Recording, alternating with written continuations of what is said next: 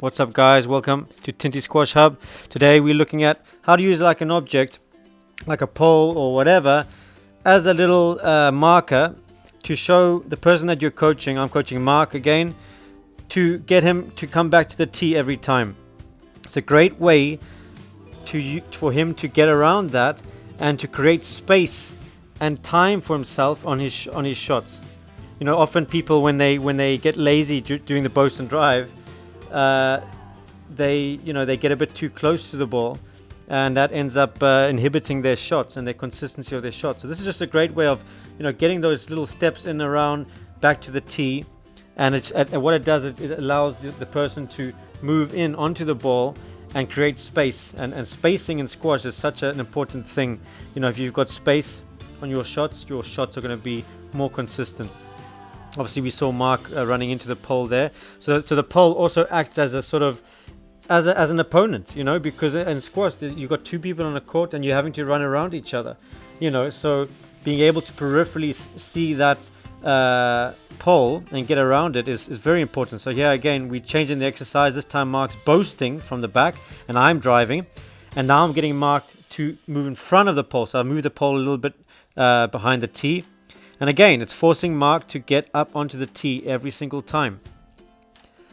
And what it also does is with the spacing and all of that, it also forces Mark to try and play a good boast. Because if his boast is too quick in there or too high, he gets put under pressure because I'm playing a good drive and he's having to get around that pole very quickly.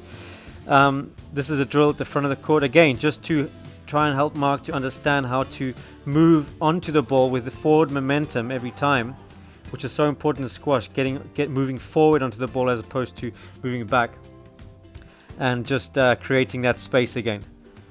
Here's another little drill with the pole, the forehand drop shot. Again, Mark's playing the drop shot and he's moving around that pole, and again, what it does is just forces Mark to move his feet, which is so important, and then come in nice and balanced and with space.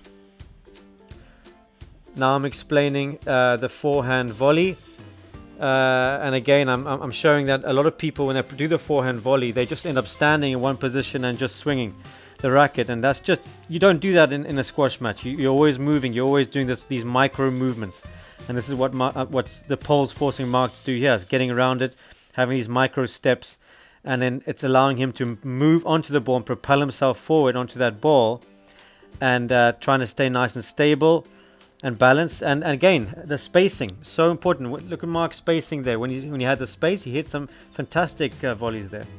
Now we're going on to the volley drop shot. Again, Mark's moving around the pole and he's coming in, and look at that shot. Great shot. Gets round, bang, comes in. And another great way to create space and time for yourself, but just not being lazy with those feet. That's a big thing, being able to get around and not be lazy. So here I'm playing from the back, Mark's playing straight drives, and again we're simulating a rally down the forehand alley.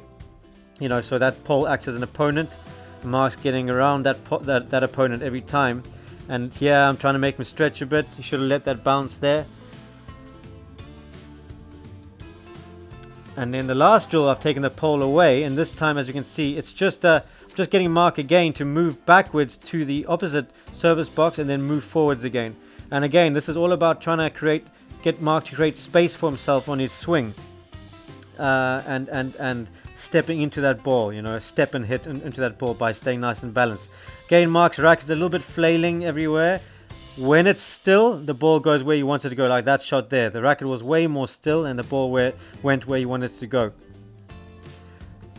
Nice and still again for Mark there. I like his little micro movements with his feet here, not being lazy. His racket's up, and he's hitting some decent shots. Bang, that's good. That's a lovely shot there from Mark. Not quite, didn't follow through enough there. Follow through nice and straight, and the ball will go where he wants it to go.